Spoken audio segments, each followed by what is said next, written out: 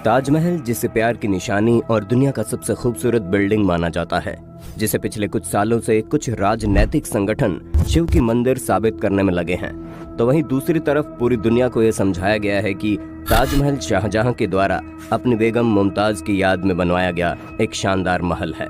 लेकिन क्या कभी आपके मन में ये सवाल नहीं आया कि जिस बिल्डिंग को अपने प्यार की याद में बनवाया गया, उसी बिल्डिंग को बनाने वाले कारीगरों की हाथ क्या शाहजहां ने सच में कटवा दिए?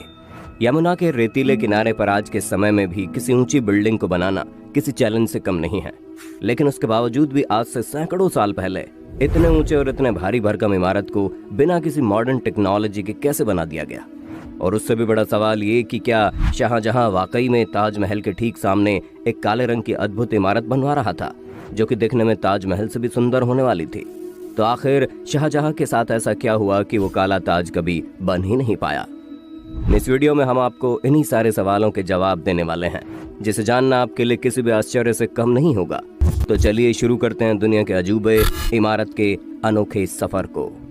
दोस्तों, ताजमहल जैसी ऊंची और भारी भरकम इमारत को बनाने के लिए एक ऐसी जगह को चुना गया जहां पर उस इमारत को बनाना उस वक्त के टेक्नोलॉजी के हिसाब से असंभव था। यमुना के रेतीले तट पर इतना बड़ा इमारत बनाना वाकई में आज के वक्त में भी बहुत बड़ा चैलेंज साबित हो सकता है। आपको जानकर हैरानी होगी कि यमुना नदी के किनारे की जमीन बहुत ही अधिक रेतीली है। इतिहासकारों और आर्कियोलॉजिस्ट के अनुसार उस वक्त के इंजीनियर ने जब ताजमहल की नींव रखने के लिए वहां पर खुदाई शुरू की, तो खुदाई वाली जगह पर अचानक से ही रेत भरना शुरू हो जाता है और साथ ही साथ यमुना का पानी भी उन गड्ढों में अपने आप भरना शुरू हो जाता है। उस वक्त के इंजीनियर ने शाहजहां को इस इमारत को बनाने के लिए किसी और जगह को चुनने के लिए कहा, लेकिन शाहजहां पहले से ही सोच बैठे थे कि उनके प्यार की याद में बना वो इमारत यमुना नदी के किनारे पर ही बनी होनी चाहिए।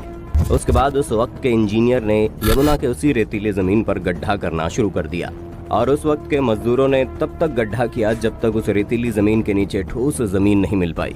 ठोस जमीन मिलने के बाद उस जगह पर और गहरा गड्ढा खोदा गया और उसके बाद बड़े बड़े पत्थर, कंक्रीट, लोहे के साथ साथ गारे जैसी चीजों को भरकर उस नींव को एकदम ठोस बना दिया गया।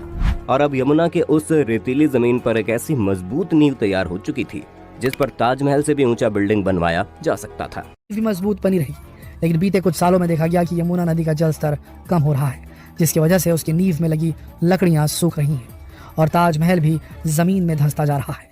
अगर ऐसा लगातार चलता रहा तो आने वाले कुछ ही समय में ताजमहल का अस्तित्व समाप्त हो जाएगा।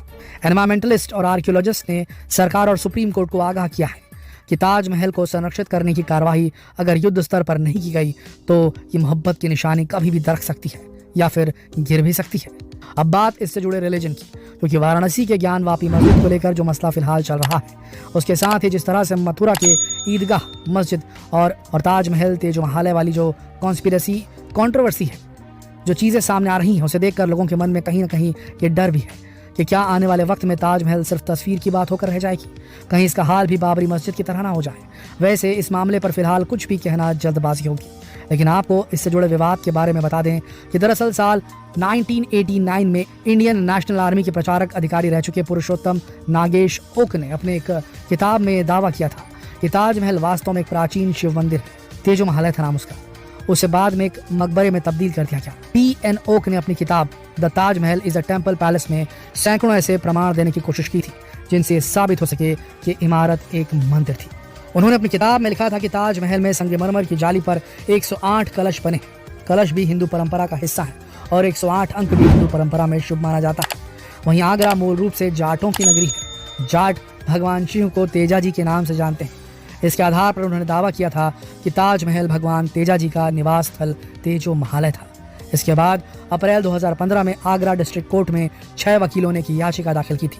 इस याचिका में कहा गया कि ताजमहल एक शिव मंदिर था और इसे तेजो महालय के नाम से जाना जाता था। इस याचिका के जरिए हिंदुओं को परिसर के अंदर पूजा की इजाजत देने की मांग की गई थी। लेकिन दोस्तों, जब कोर्ट ने केंद्र सरकार, केंद्रीय संस्कृति मंत्रालय और ASI से जवाब तलब किया, तो इसी के बाद संस्कृति मंत्रालय ने नवंबर 2015 के दौरान लोकसभा में साफ किया था कि ताजमहल की जगह पर मंदिर होने के कोई सबूत नहीं मिले हैं।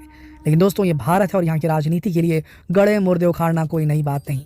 आपको बता दें कि ताजमहल से जुड़ी इन्हीं परेशानियों को देखते हुए सेंट्रल गवर्नमेंट और स्टेट गवर्नमेंट ने ताजमहल के 500 मीटर तक किसी भी कंस्ट्रक्शन के काम पर रोक लगवाई हुई है। साथ ही सिटी में पॉल्यूशन को कंट्रोल करने के लिए पब्लिक को पब्लिक ट्रांसपोर्ट का इस्तेमाल करने का सुझाव दिया जा रहा है। साथ ही आगरा और इसके आसपास के इलाकों में जितनी भी नालियां हैं जिनका पानी सीधे यमुना में जाकर गंद फैला रहे थे, उन्हें रीलोकेट किया जा रहा है, उनके रास्ते बदले जा रहे हैं। साथ ही बायो वेस्ट के साथ म्युनिसिपल वेस्ट को जलाने से सख्त मना कर दिया गया है। अब ये कोशिशें कितनी और कब कारगर साबित होगी, ये तो आने वाले वक्त में ही पता चल पाएगा। वैसे आपको हमारा वीडियो कैसा लगा नीचे कमेंट सेक्शन में लिखकर जरूर बताएं। फेसबुक पर, व्हाट्सएप पर, यूट्यूब पर इस वीडियो को शेयर करें। कल फिर मिलेंगे एक और दिलचस्प वीडियो में। तब तक के लिए आप सबका इस वीडियो के अंत तक बने रहने के लिए दिल से धन्यवाद।